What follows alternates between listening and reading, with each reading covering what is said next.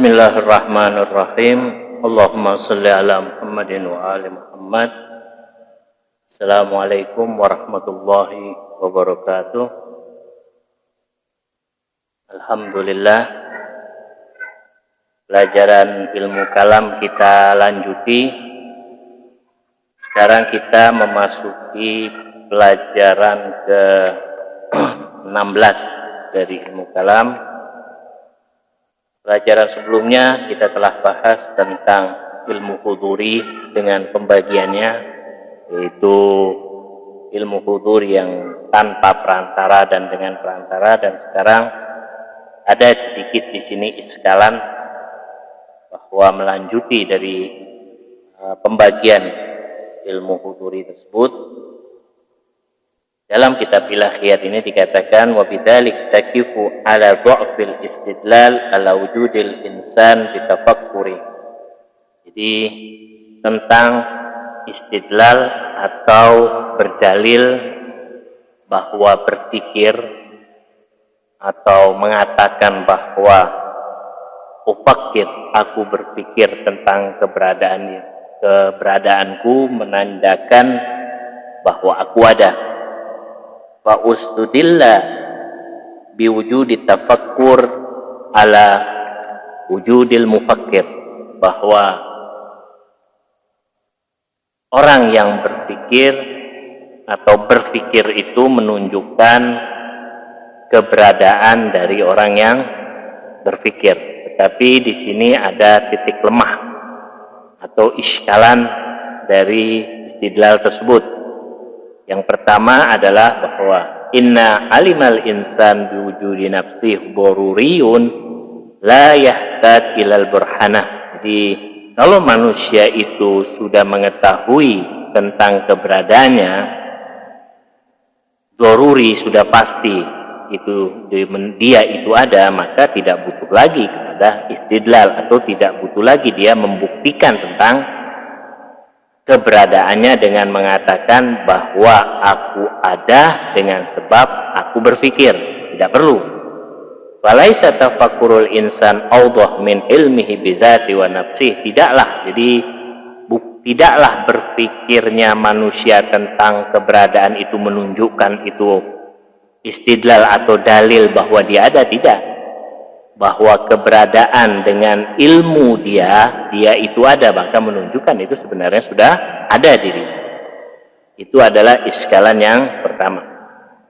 Jadi iskalan yang pertama intinya bahwa dia menunjukkan dirinya ada, mengatakan dirinya ada dengan istidlal ana ufakir, aku berpikir.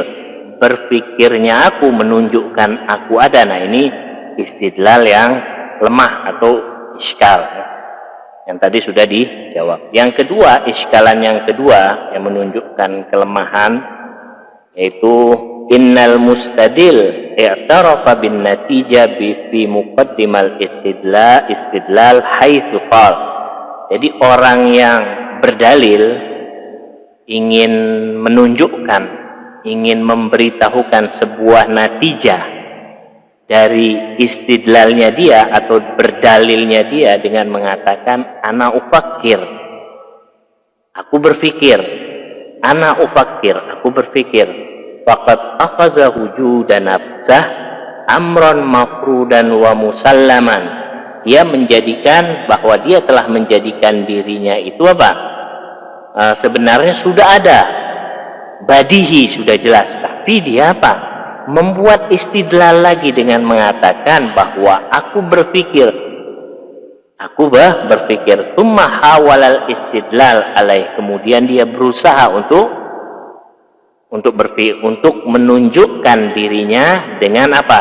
Dengan berpikirnya dia bahwa dia ada. Jadi apa? Istidlal yang bersifat daur, jadi berputar. Dia sebenarnya sudah ada, tapi dia ingin menunjukkan kepada dirinya ada itu dengan berpikirnya dia. Ketika dia berpikir dirinya ada, sebenarnya dengan ilmunya dia, dengan ilmu keberadaan bizati, keberadaan dia, itu sudah menunjukkan dia itu ada.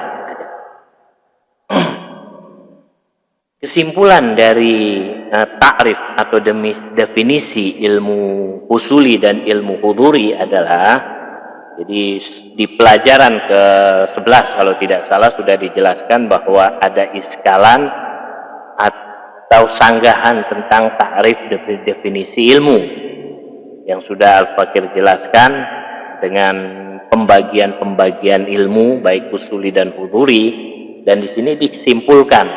Jadi definisi ilmu yang benar atau jami' wa mani' mencakup baik ilmu husuli atau huduri, nah itu adalah di pembagian ini. Jadi ala doi ma dzakarna min taqsimil ilmi ila husuli wa huduri yasihu an yuqal. Jadi telah kami jelaskan pembagian ilmu husuli dan huduri, sehingga definisi yang benar dari ilmu keduanya secara umum adalah ibarahkan hudurul ma'lum ladal alim. Hudurul ma'lum, adanya atau hadirnya maklum objek itu ladal alim, di dalam orang alim tersebut atau pada orang alim tersebut. Hadirnya objek tersebut pada subjek. Wa hadza ta'rif yashmul al-ilm bi kila qismai, dan definisi ini mencakup baik ilmu husuli atau ilmu huduri. Ghaira anna al-hadir fil awal wa surah zihniyah dunal waqi'iyah al-kharijiyah. Yang pada ilmu husuli itu kan hanya surahnya saja, gambaran saja yang ada di benak kita.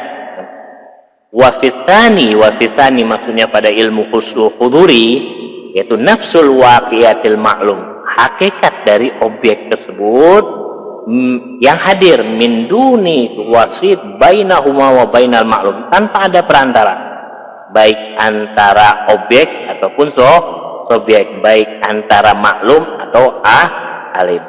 Fasurat zihniyah fil ilm al-husuri hadiratan ladal insan ghairu qaibatin an. Jadi kama anna zatal insan fi ilmi huduri hadiratan ladai, jadi surah zihniyah itu hadir pada surah gambarnya, bukan realitanya. Jadi gambaran dari sesuatu itu hadir di benak manusia, di benak kita. Itu ilmu husuli. Berbeda sebagaimana dalam ilmu huduri adalah hakikat atau waqi'i dari maklum tersebut atau objek itu hadir pada diri manusia.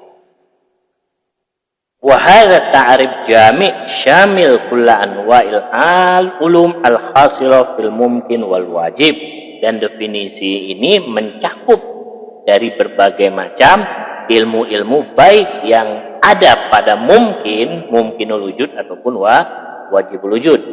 Fa iza waqafta ala hadhil muqaddimah yaqa bahas fi ilmihi subhanahu wa ta'ala taratan bidati wa ukhra bi fi'lih. Dan ini nanti muqaddimah ilmu inilah nanti yang akan kita jadikan pembahasan untuk kita mengenal tentang ilmu Allah Subhanahu wa ta'ala. Ini adalah akhir dari pembahasan tentang ta'rif definisi ilmu baik husuli ataupun huduri. Sekarang masuk kepada pembahasan ilmuhu subhanahu bidzatih. Jadi ilmunya Allah Subhanahu wa ta'ala itu adalah bidzatih. Maksudnya bidzatih adalah ainu zatih. Ilmunya itu adalah zatnya sendiri, bukan sesuatu yang aradhi, bukan sesuatu yang melekat. Nah, di pelajaran-pelajaran sebelumnya telah ana jelaskan apa itu perbedaan antara aradhi, sesuatu yang menempel, dan sesuatu yang bizat. Yaitu bizat adalah sesuatu yang tidak menempel. Aradhi itu sesuatu yang menempel, seperti ana misalkan alimnya ana itu disebabkan belajar. Tapi ainu zati, bahwa zatnya itu adalah sifatnya itu adalah ainu zati, zatnya itu sendiri. Inna ilmahu subhanahu bidzatih laisa husulian bimakna akhazahu surah minadzat wa musyahadatiha an dzalika tariq li imtina'i hadzal qism minal ilm. Jadi ilmunya Allah Subhanahu wa taala itu bukan ilmu husuli. Bukan ilmu husuli, yang mana ilmu husuli itu kan apa? Mengambil, menangkap sesuatu yang di luar masuk ke dalam benak kita sehingga dia menjadi tahu. Nah, ilmu Allah Subhanahu wa taala itu tidak demikian. Ya. Li'imtina hadzal qism minal ilm, karena ini bukan bagian dari ilmu Allah. Bal huduriyun bimakna huduru dzati li dzatih. Bahkan ilmu Allah itu adalah huduri, artinya zatnya itu adalah zat dari ilmu itu sendiri. Wa yadul ala dzalik amran. Di sini ada dua poin yang perlu diperhatikan. Poin yang pertama, bahwa ilmu Allah Subhanahu wa taala huduru bi dzati li dzatih, bahwa ilmu Allah adalah ainu zati. Ilmunya itu adalah zatnya, zatnya itu adalah ilmu, yaitu ainu zati. Hakikatnya adalah satu. Yang pertama, inna mufidul kamal la yakunu faqiduh, bahwa pemberi kesempurnaan itu haruslah dia itu sempurna. Jadi seseorang yang memberikan pelajaran, baik pelajaran bahasa Arab atau pelajaran fikih, pelajaran akidah, maka orang itu harus paham atau pandai dalam pelajaran itu. Baru dia bisa memberikan pelajaran itu kepada orang lain. Orang jahil tidak mungkin dia bisa memberikan pelajaran demikian. Jadi pemberi kesempurnaan tidak mungkin dia itu tidak sempurna. Pasti dia sempurna dan lebih sempurna daripada yang diberikan. Inna subhanahu khalaqal insan al-alim bidzatih ilman huduriyan, bahwa Allah menciptakan manusia dengan sifat alimnya ilman huduriyan, yaitu apa? Dengan ilmu hudurinya. Famu'ti hadzal kamal yajib an yakuna wajidan lahu ala wajhil atam wal akmal. Karena apa? Bahwa zat yang memberikan kesempurnaan, wajib zat itu lebih sempurna daripada objeknya yang diberikan kesempurnaan itu. Li'anna faqidal kamal la yu'ti, karena sesuatu yang tidak sempurna tidak mungkin dia bisa memberi kesempurnaan. Orang yang jahil tidak mungkin bisa memberikan pelajaran kepada orang alim. Hanya orang alimlah yang bisa memberikan masukan atau pelajaran kepada orang jahil. Fahuwa wajidun lahu bi ahsana ma yumkin, maka dia adalah yang memberikan sebaik-baiknya pada kesempurnaan kepada sesuatu yang mungkin atau yang membutuhkan kepada kesempurnaan, yaitu makhluk. Wa bi ikhtisar, ya, la yusawwik inda dzi fitratin aqliya an yakuna wahibul kamal wa mufiduhu faqidan lah. Jadi kesimpulannya tidak mungkin, ya, tidak dibenarkan, ya, tidak bisa, yang mana akal itu tidak bisa menerima bahwa sesuatu zat yang tidak sempurna bisa memberikan kesempurnaan. Tidak mungkin. Jadi yang memberikan kesempurnaan itu adalah zat yang sempurna. Wa illa kanal mauhub alahu asyraf minal wahib. Jadi bahwa yang memberikan kesempurnaan harus lebih sempurna. Jadi yang memberikan kesempurnaan harus lebih sempurna daripada objeknya atau yang diberikannya. Wal mustafid akram minal mufid. Orang yang mengambil faedah lebih mulia daripada orang yang memberikan faedah. Wa haitsu sabata istinadu jami'il mumkinat ilaihi wa min hazawat al-alima binafsih, dan ini bisa kita gambarkan, kita contohkan kepada makhluk ya seperti kita. Kalau kita tidak bisa membuat sesuatu, tidak mungkin kita bisa memberikan pelajaran kepada orang lain. Kalau kita tidak bisa melukis, tidak mungkin kita bisa memberikan pelajaran tentang melukis kepada orang lain. Nah, itu dalil poin yang pertama. Poin yang kedua, atsani inna awamila ghaibubatiz zat wa iktifaiha ghairu mawjudah. Penjelasannya, jadi faktor-faktor yang tidak ada pada zat itu tidak mungkin bisa diberikan kepada orang lain. Misalkan ana tidak memiliki uang, tidak mungkin ana bisa memberikan kepada orang lain. Ana tidak memiliki sesuatu, tidak mungkin ana bisa memberikan sesuatu kepada orang lain. Penjelasannya, tawdihu innal mawjud al-madi bima annahu mawjudun kamyun dhu ab'adin wa ajza laisa lahu wujudun jam'i. Sesuatu keberadaan yang materi, wujud yang materi, bahwa wujud yang materi itu memiliki kuantitas, memiliki seperti panjang, lebar, tinggi, berbentuk, memiliki sudut-sudut yang masing-masing sudut itu bisa berbeda, bisa juga sama. Jadi dia bukan sesuatu yang bersifat satu kesatuan, sehingga tidak bisa dikatakan dia memiliki sisi-sisi atau sudut, karena yang memiliki ketersusunan, baik ketersusunan itu dari terdiri dari sudut atau bagian-bagian, maka itu menunjukkan sesuatu itu adalah materi. Izla tajtami ajza'u fi maqamin wahid. Nah, sesuatu yang materi yang tersusun itu tidak bisa kita jadikan sesuatu yang satu, kita katakan satu. Misalkan kita mengatakan keyakinan dualisme, yaitu dua, dikatakan dua adalah satu, atau trinitas, tiga adalah satu, tidak bisa. Kalau dia sudah tiga, berarti dia tersusun menjadi bagian-bagian, meskipun dia itu seperti satu kesatuan, tapi pada hakikatnya dia tersusun dari bagian. Nah, itu adalah sifat dari wujud materi.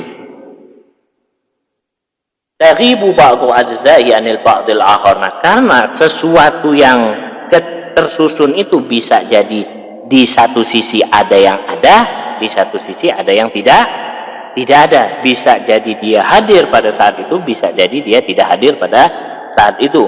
Fala yasihul wujud al-madi min haitsu innahu madi an ya'lam bi dzatihi li makanil ghaibu wa musyawtar ala dzati. Jadi tidak bisa sesuatu yang materi itu, yang mana terkadang dia ada, terkadang dia tidak ada, maka tidak bisa dia dikatakan sebagai sesuatu yang bizati, ada dengan zatnya.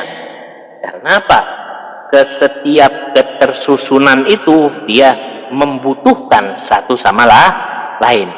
Dia akan membutuhkan satu sama lain. Seperti misalkan air, yang mana air meskipun dia adalah kita lihat secara zahir satu kesatuan, tapi sebenarnya dia tersusun dari apa? Oksigen dan hidrogen. Nah, kalau salah satunya gaib, tidak ada, oksigen tidak ada, maka tidak akan ada air itu.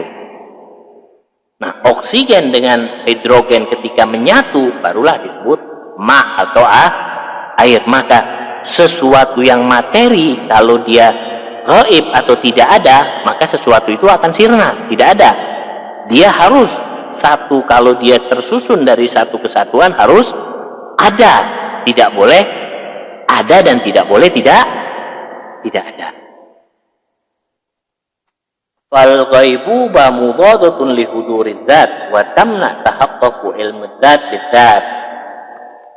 Fa idza kana al mawjud munazzahan aminal ghaibah wal juz'iyah wat taba'ud wa kana mawjudan basitan jam'iyan duna ajza'i abad kanat dzatuhu hadiratan ladaiha huduran kamilan mutlaqan. Jadi bahwa zat Allah Subhanahu wa taala itu maha suci dari demikian semua, bahwa zat Allah Subhanahu wa taala itu tidak gaib atau tidak hadir. Zat Allah itu adalah sesuatu yang apa? Yang tidak tersusun dari susunan-susunan atau bagian, meskipun itu satu kesatuan. Zat Allah tidak ada demikian. Misalkan zat Allah dengan sifatnya bukan berarti sifat Allah sendiri, zatnya sendiri, tidak. Bahwa Allah itu dikatakan ilmuhu bidzati, ilmunya itu adalah zatnya, dan zatnya itu adalah ilmunya. Ilmu bidzati, yaitu ainu zati, bukan sesuatu yang tersusun seperti ilmu ana. Ilmu ana tersusun, diri ana dan ilmu. Karena apa?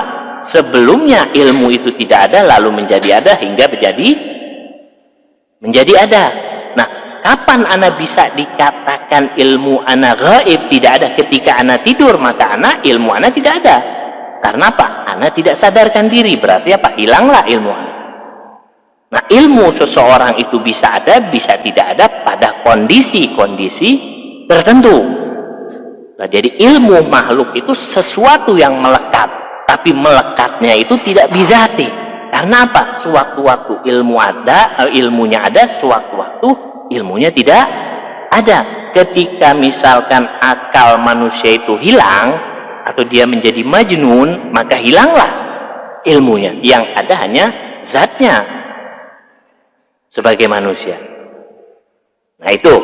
Jadi berbeda dengan ilmu Allah Subhanahu wa ta'ala. Wa bidzalik nusyahid hudura zawatina inda zawatina, lakin bimakna huduru ab'ad ajsamina wa abdadina, bal bimakna huduril waqiyyah al-insaniyah al-mu'abbar anha bil lafz ana. Nah, bahwa zatnya manusia, yaitu zatnya kita, yaitu yang mana zat kita ini adalah tersusun dari ab'ad, dari rangkaian-rangkaian atau jisim-jisim atau badan-badan, yaitu rangka-rangka yang mana diistilahkan lalu disebut sebagai anak, aku. Yang mana aku atau anak itu tersusun dari berbagai rangkaian-rangkaian yang ada, sehingga disebutlah anak-anak. Meskipun anak itu adalah satu kesatuan, tapi pada hakikatnya dia tersusun dari beberapa bagian yang ada. Jadi bahwa ana itu bukan ainu zati, tapi arodi yang tersusun, yang melekat dari bagian. Wal munazzah ana wal munazzah anil kam wal bad wa tazjadi, bahwa Allah Subhanahu wa ta'ala itu tidak demikian. Falau faradna mawjudan ala mustawa ali minat tajarrud wal basatah arian an kulli awamil al-ghaibah allati hiya min khasail kain al-madina. Ilmu Allah Subhanahu wa ta'ala itu tidak seperti faktor-faktor yang ada tadi, bahwa kekhususannya itu, kekhususan dari zat Allah Subhanahu wa ta'ala itu tidak sama seperti kekhususan pada materi. Yang mana tadi anak katakan bahwa materi yang tersusun dari beberapa rangkaian, seandainya satu rangkaian saja tidak ada, maka akan hilang rangkaian materi tersebut. Misalkan atom yang terdiri dari tiga rangkaian, nah seandainya satu rangkaian saja hilang, maka hancurlah, tidak adalah atom itu. Seperti juga tadi air yang terdiri dari oksigen dan hidrogen, satu saja hilang, maka tidak akan terbentuklah air tersebut. Nah, itu adalah sifat materi atau sifat makhluk. Ilmu yang ada pada manusia seperti itu, terdiri dari rangkaian-rangkaian yang tersusun. Saat sewaktu-waktu ilmu kita itu ada, sewaktu-waktu ilmu kita itu tidak ada. Ilmu Allah Subhanahu wa ta'ala tidak demikian. Ilmu Allah Subhanahu wa ta'ala ainu zati, tidak terangkai, tidak tersusun, bahwa ilmunya adalah zatnya itu adalah ilmu. Al ilmu bidzati yastalzim taghayyur. Jadi di sini ada iskalan, ada sedikit iskalan yang mengatakan bahwa ilmu dengan zat, ainu zati itu, ilmu Allah Subhanahu itu nanti akan meniscayakan taghayyur, seperti perubahan. Maksudnya apa? Istadalla annakun li ilmihi subhanahu bidzatih, bahwa ada yang menafikan, mengiskal bahwa ilmu Allah subhanahu wa ta'ala itu bidzatih, ainu zati. Ada yang mengiskal bi annal ilma nisbatu qaimatun bainal alim wal maklum, bahwa kan sudah dikatakan bahwa ilmu itu kan bahwa nisbah, ada nisbah, ada hubungan antara si alim dan maklum, antara subjek dengan objek. Wa nisbah innama takunu baina syai'ain mutaghayyirain, sedangkan nisbah antara subjek dan objek, antara atau alim dengan maklum itu bisa ada perubahan, bisa jadi ada kesalahan. Wa nisbatu syai' ila nafsi muhal, karena apa? Menisbatkan sesuatu kepada zatnya sendiri itu sesuatu yang mustahil. Bahwa dia menisbatkan sesuatu itu pada zatnya sendiri itu mustahil. Nah, itu diiskal. Ada yang mengiskal, menyanggah seperti itu.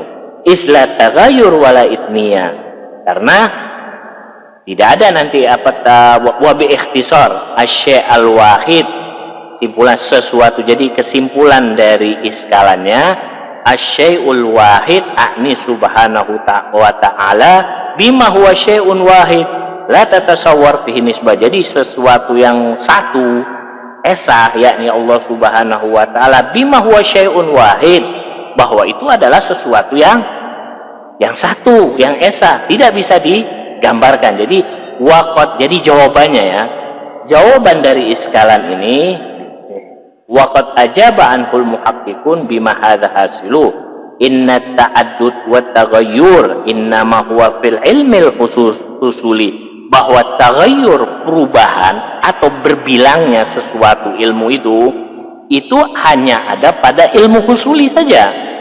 Li'annahu ibarah an idhafatil alim ilal kharid bisurah zihniyah, karena apa? Ada sandaran antara si alim dengan sesuatu yang di luar, sehingga bisa jadi ada perubahan atau kesalahan. Fafihi surah ma'lumah ghairuhu al kharijiyah, sedangkan gambaran yang ada di kepala hasil dari sesuatu yang di luar, itu gambaran yang di kepala bukan hakikat sesuatu, hanya gambaran saja, sedangkan hakikat sesuatu itu ada di luar. Nah, itu adalah gambaran ilmu husuli. Nah, iskalan tadi berkenaan tentang ilmu husuli. Wa amal ilmu huduri, sedangkan ilmu huduri fala yustarat fihi taghayyur kharijan, bahwa ilmu huduri tidak demikian, karena ilmu huduri yang hadir hakikatnya, hakikat dari sesuatu tersebut, bukan gambaran. Karena itu yang hanya bersifat taghayyur itu bisa mengalami perubahan atau kesalahan itu hanya pada ilmu husuli. Karena apa? Karena yang masuk di benak kepala kita itu gambaran, bukan hakikat. Sedangkan ilmu huduri yang hadir di benak kepala kita itu adalah hakikatnya, waqi'inya, realitanya, bukan gambaran. Karena itu tidak mungkin ada taghayyur, tidak mungkin ada kesalahan, karena hakikatnya. Seperti misalkan api dengan panas, apakah mungkin api itu bisa dipisahkan di luar? Kan tidak bisa. Dia satu kesatuan secara hakikat. Nah, itu adalah ilmu huduri, bahwa ketika ilmu huduri itu masuk ke benak kita, itu bukan gambaran saja, itu adalah hakikat. Nah, itu jawaban dari iskalan tadi ya. Masalan fa innahu, contoh dari jawabannya, innahu subhanahu bima anna dzatahu ghairu ghaiba an dzati fa huwa alim. Jadi bahwa ilmunya Allah itu adalah ghairu ghaiba, ada, berbeda dengan ilmu sifat materi atau ilmu makhluk yang terkadang ghaibah, terkadang hudur. Tapi ilmu Allah subhanahu wa ta'ala itu hudur an dzatih bahwa alim, bahwa ada pada zatnya, ainu zati. Maka karena itu dia dikatakan bahwa alim, bahwa Allah maha alim. Wa bima anna zat, bahwa zat Allah subhanahu wa ta'ala hadiran ladaiha, bahwa hadir pada ilmu itu, fahiya maklumah, dan dia juga pada saat itu bahwa ilmu Allah itu adalah zatnya sendiri. bi ibaratin ukhra, inna itlaqal ilmi wal alim wal ma'lum li ajli haitsiyat wa i'tibarat fa bi'tibari inkisyafiz zat li zat yusamma dzalikal inkisyaf ilman. Jadi bahwa kata lain, yaitu pendekatan yang lain, bahwa ilmu, alim dan maklum. Jadi ada ilmu, ada alim, ada maklum. Ada objek, ada objek, ada subjek, dan ada yang disebut hasilnya adalah ilmu. Ketika kita sebagai subjek lalu melihat objek, ada hasilnya. Hasilnya itulah yang disebut dengan al-ilmu. Hubungan antara subjek dengan objek, nah itulah yang disebut dengan ilmu. Li'ajli haitsiyah wa fa'tibar, maka inkisyafuz zat lizat, bahwa ilmu Allah Subhanahu wa taala disebut ainu zati karena ilmu Allah itu adalah menyingkap akan zatnya Allah sendiri. Nah, inilah yang disebut bahwa ilmu Allah Subhanahu wa taala maha suci daripada ghaibah ataupun tajazzu atau tarakub, berbilang atau tersusun. Bahwa ilmu Allah Subhanahu wa taala itu selalu hudur dan tidak tersusun dari susunan-susunan yang menjadi satu kesatuan. Tidak demikian maha suci Allah dari itu semua. Nah, ini adalah sedikit dari penjabaran ilmu Allah Subhanahu wa taala. Jadi ilmu Allah Subhanahu wa taala adalah ainu dzati. Ilmunya adalah zatnya, zatnya adalah ilmunya. Insyaallah kita lanjutkan lagi pada pertemuan atau pelajaran berikutnya tentang ilmu Subhanahu wa ta'ala bil asya' qabla ijadiha. Ilmu Allah Subhanahu wa ta'ala dengan makhluk atau sesuatu yang lain sebelum terjadi atau sebelum diciptakannya sesuatu tersebut. Wassalamualaikum warahmatullahi wabarakatuh.